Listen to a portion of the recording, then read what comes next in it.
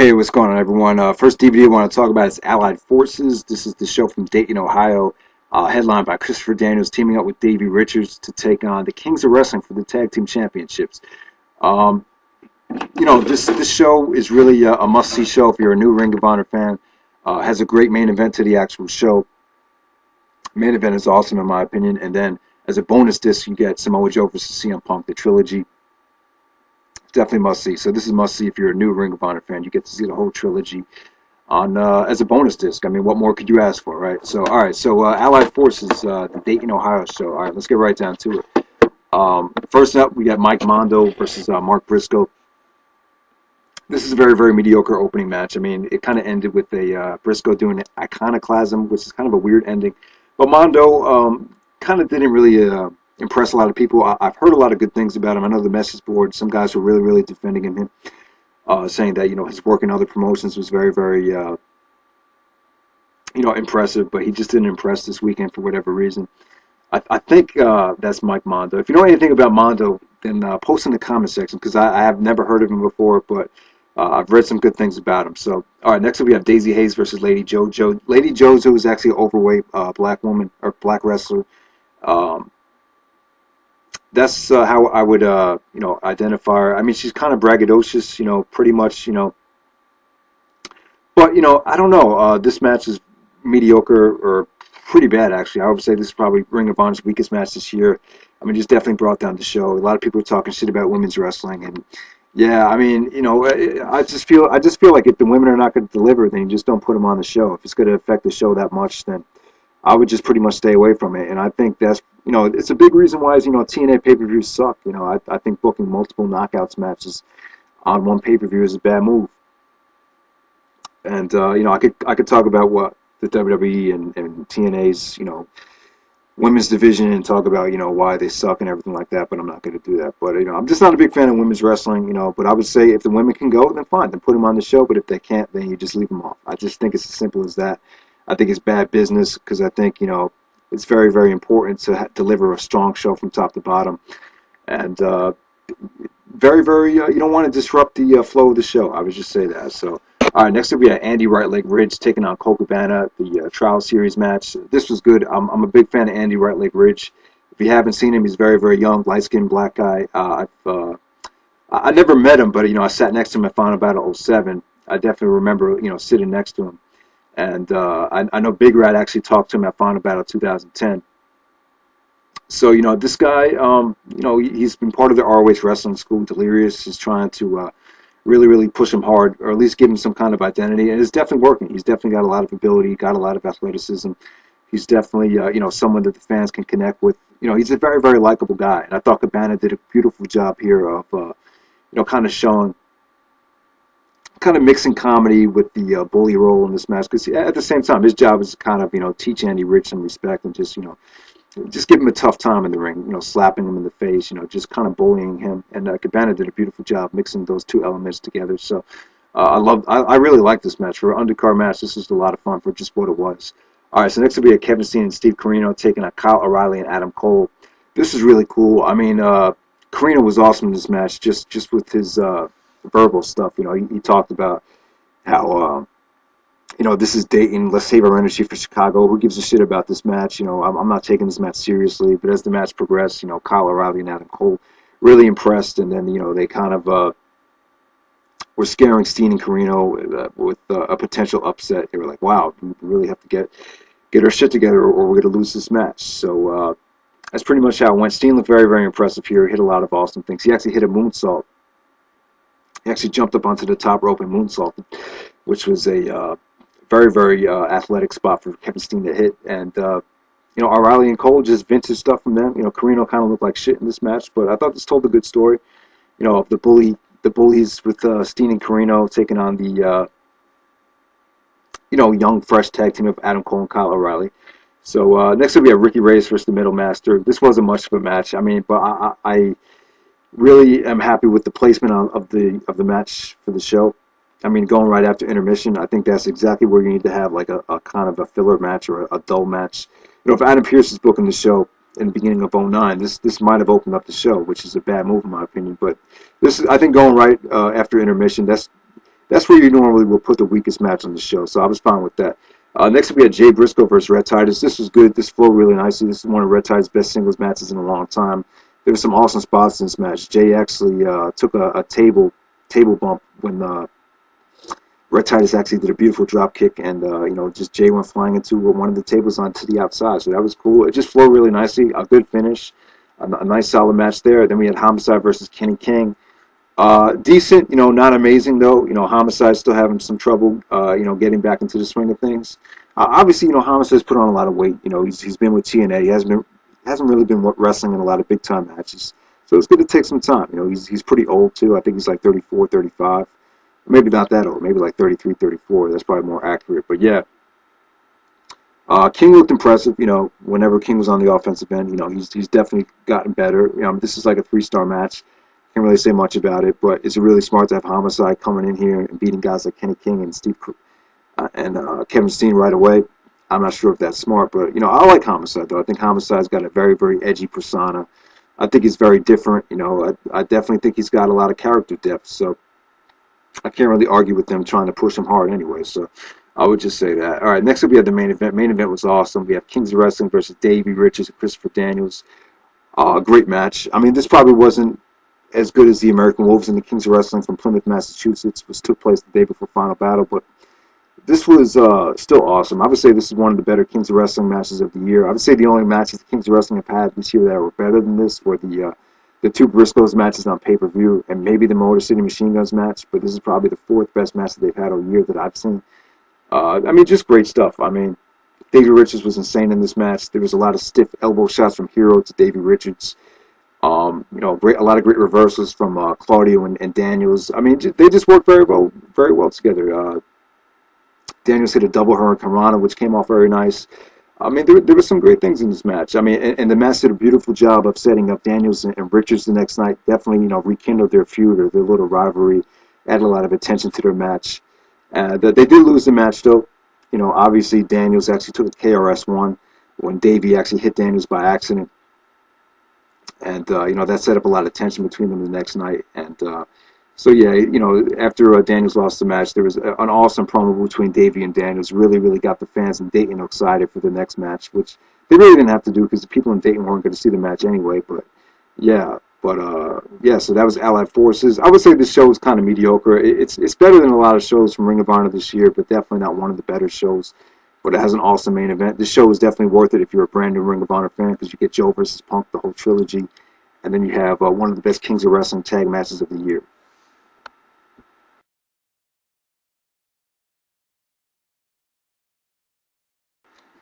All right, guys. Next up, we have Richards versus Daniels. This was an awesome match on a pretty okay undercard, I would say that.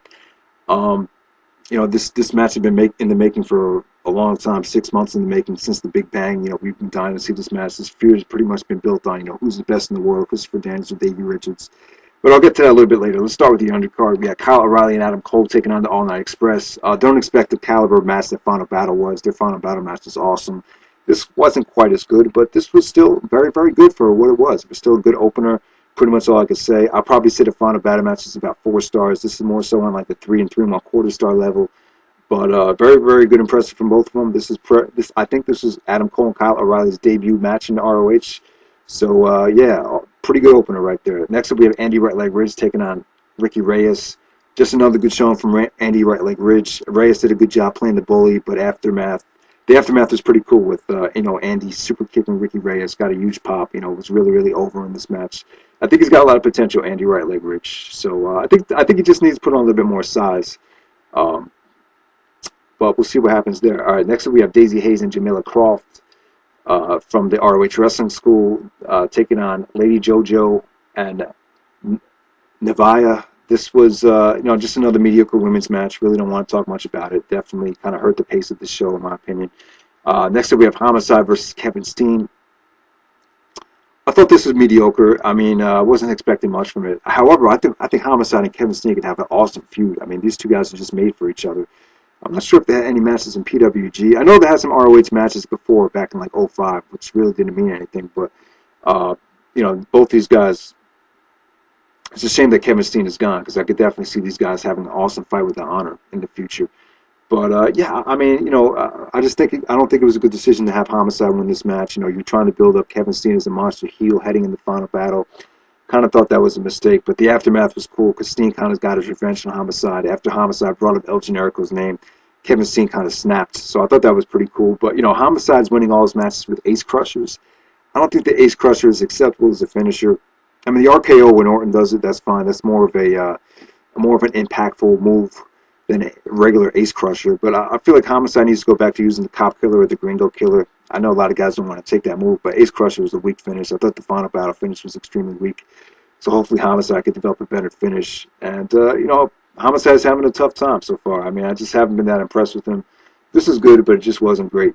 Next up, we have Mike Mondo versus the Metal Master. These guys had a good match, right after intermission. I wasn't expecting much from this. This was pretty good, 2 3/4 stars. The Metal Master, I believe it's actually Chad Collier, who's a very, very good technical wrestler. But I actually condone him wrestling with a mask on because he had a very, very bland persona, a very, very bland look. So I think it's cool that he's actually with a mask on. And Mondo, I mean, he looked okay. I heard he's a lot better than what he actually showed out there. So, all right, next up we move on to Kings of Wrestling versus the Briscoes. This was an elimination tag match. This was okay. I mean, there wasn't anything at stake. Briscoe's already lost all their title shots, so this is kind of like a grudge match. But I've never seen anything like this, like a tag team elimination match, which is 2 teams. So Mark Briscoe was actually the first guy eliminated. Then it came down to Jay Briscoe having the odds stacked against him against both Kings of Wrestling members, Chris Hero and Claudio Castagnoli. And I mean, this was fun for what it was. I mean, it was okay. Briscoe looked like a star here. Like I said before, I really think Jay Briscoe is ready to go on a singles tear. Jay Briscoe is awesome on the mic. I really think the Briscoes are stale right now, and I don't think splitting them up is a smart move.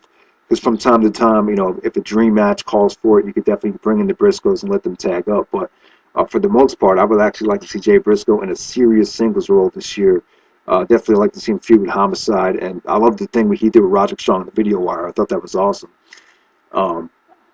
Definitely Jay Briscoe and Roderick could have some awesome title matches in the future. So we'll see what happens there. But yeah, this is a nice win for Jay Briscoe. I mean, the actual match wasn't anything amazing, but it kind of felt like a house show match, but it was good. These 2 teams have very, very good chemistry. All their matches pretty much delivered this year, in my opinion. And next up, we have Steve Corino versus Colt Cabana. Kevin Steen was actually in a straitjacket at ringside, and it was really, really cool. The backstage segment with Steen trying to lock Kevin Steen into the straitjacket. That was cool, but Kevin Steen got involved. Corino actually took off the straitjacket. Cabana was at a 2-on-1 disadvantage for most of the match, and then everyone came back from the locker room to help Cabana out. So then it was just Cabana and Corino 1-on-1. This will be the last time these 2 ever touch. This is pretty much the end of the feud between Cabana and Corino. I mean, it was a bloody match. Don't expect a lot of awesome spots. It didn't flow very nicely. It was just a very, very gruesome, bloody, just a hard-fought matchup with, just not a lot. It wasn't pretty, I would just say that. Very, very rugged. Cabana actually took out a wooden, some type of wooden piece of a board and started digging into Corino's forehead, trying to, bust him open. A very, very bloody matchup, but nothing special. It was still good for what it was. Had a lot of emotion. I liked the finish, and I thought Corino was good on the mic here whenever the referee asked him if he wanted to quit. So it was a pretty entertaining matchup, I would say that.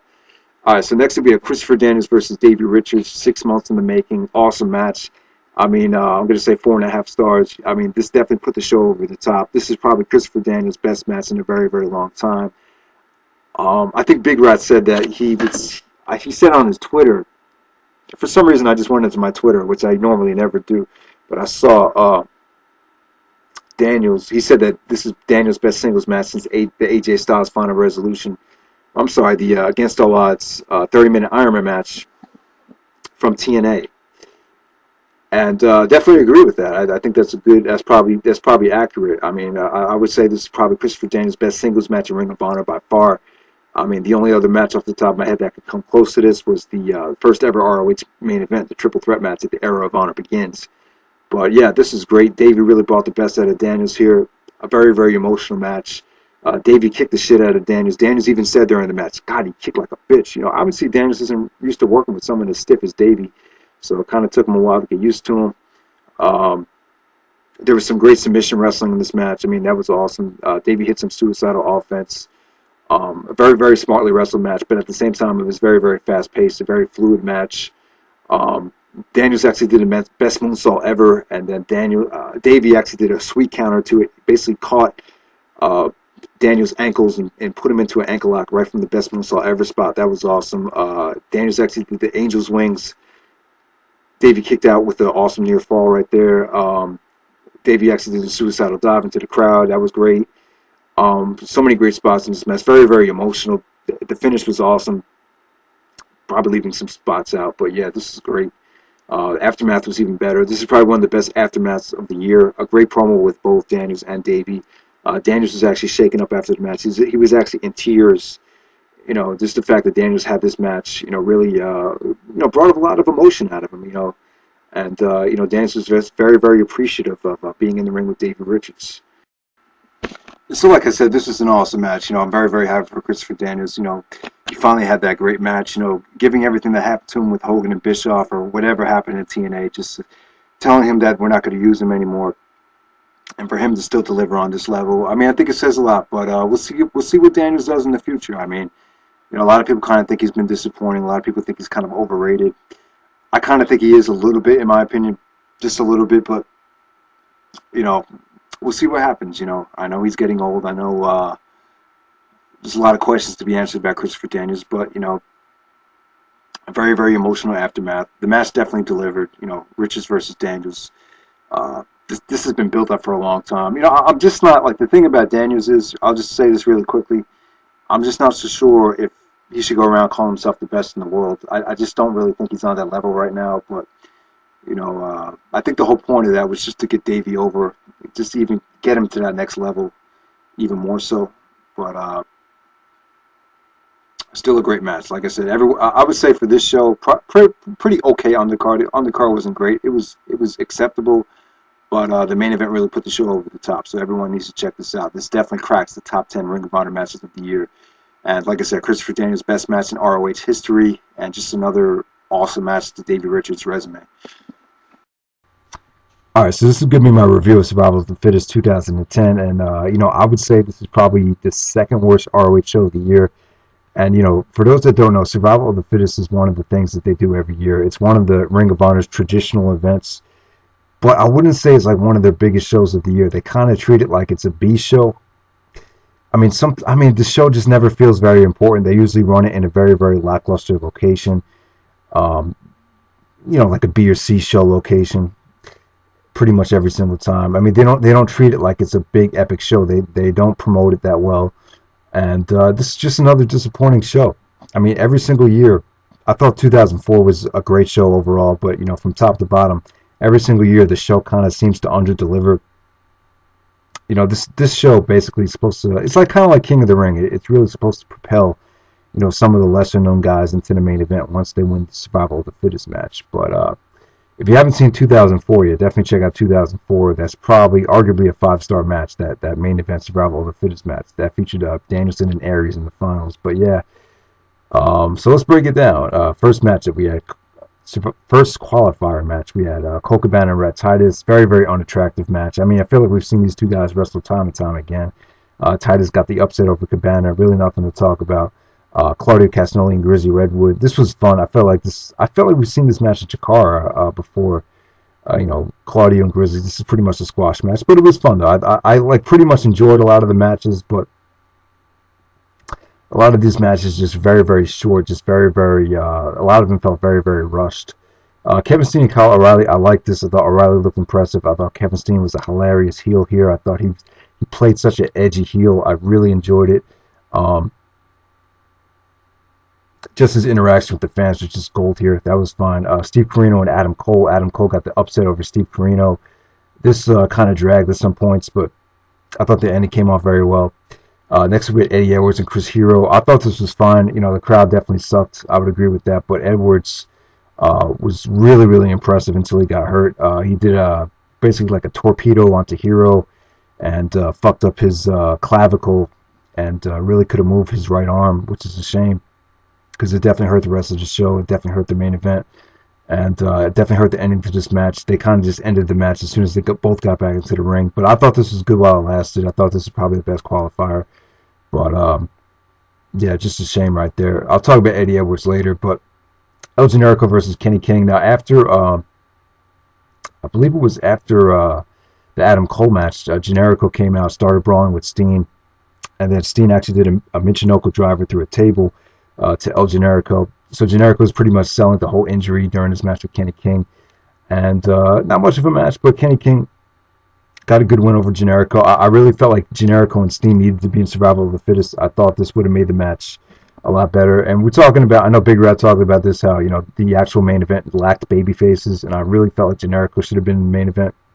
I really felt like he should have. I know they probably wanted to separate Steen and Generico and kind of keep them separated until Final Battle, but I don't know. This main event just didn't work, and I think you could probably blame the whole Edwards injury thing for it not working, because I really think things got shuffled around as far as the actual booking.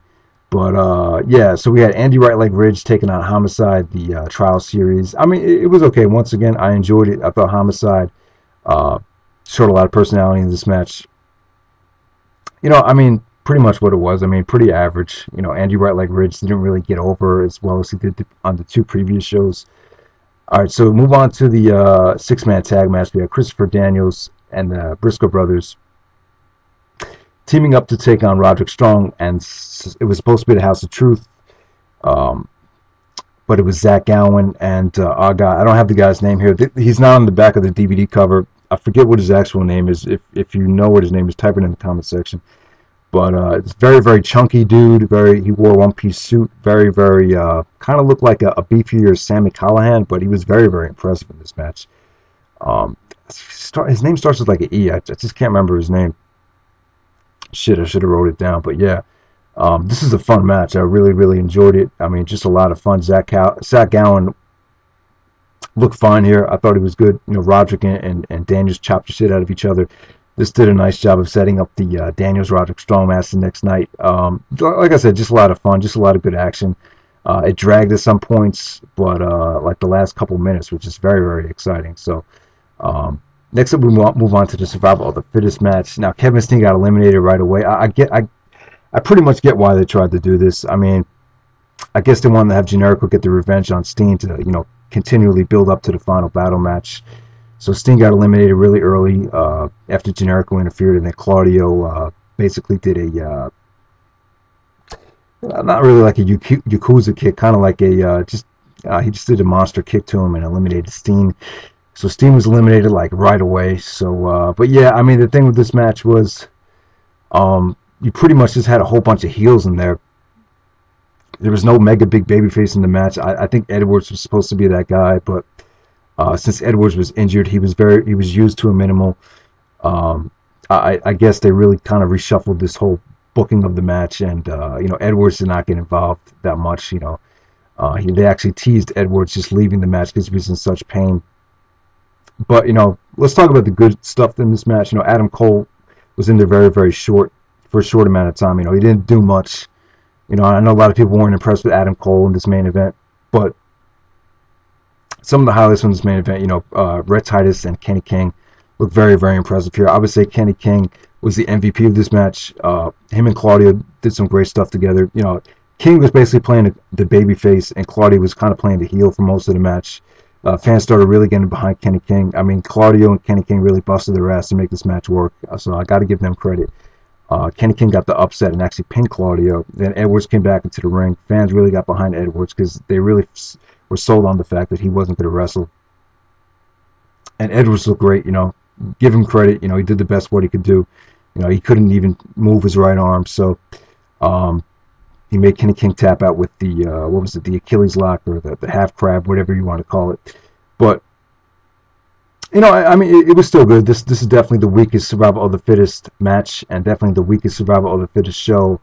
Very disappointing. And I didn't have high expectations. I know the message board kind of shitted on this match. Some people that were even at the event were saying that they would never come back to Michigan again for another ROH show because their shows never deliver, which is a shame, you know, because I know they got Aries versus Riches last year, and I thought that was an awesome show, even though the crowd kind of sucked. But yeah, Eddie Edwards' Survival of the Fittest 2010. I thought this was You know, give Edwards credit. You know, they were in a tough position. You know, Edwards got hurt. It seems to me, now this is the last thing I want to say about this. Edwards has a lot of bad luck. I mean, before the Ladder War 2, he got injured, and before this match, he got injured as well. So, I mean, you could argue that these were Eddie Edwards' two biggest matches of his career. So, for the two biggest matches of Edwards' career, he got hurt. So, kind of sucks. But great win for Edwards. I really think he's great. You know, I definitely think he's the future ROH champion. Some people are actually saying that Edwards might be champion before Davey. So we'll see what happens there. And but everyone should buy this DVD because it has the best of Nigel McGuinness on it. You get some of Nigel McGuinness's best matches during his title reign. These aren't his overall like top 8 matches of all time. He's missing a lot of stuff from 06 and 07, but as far as his stuff from 2008, this is pretty much all of his best stuff from 2008. So during his magnificent title reign, I was gonna say awful title reign, but no, that was a great title reign. So you get all of his great stuff on here. You get a lot of bang for your buck once again. So that's Survival of the Fittest 2010. If you guys sat through all these reviews, I appreciate it. And I'm sorry if this went a little bit too long. In the future, I'll try to make the videos a little bit shorter. I'm kind of getting spoiled by this YouTube no time limit thing. But all right, guys, thanks for watching.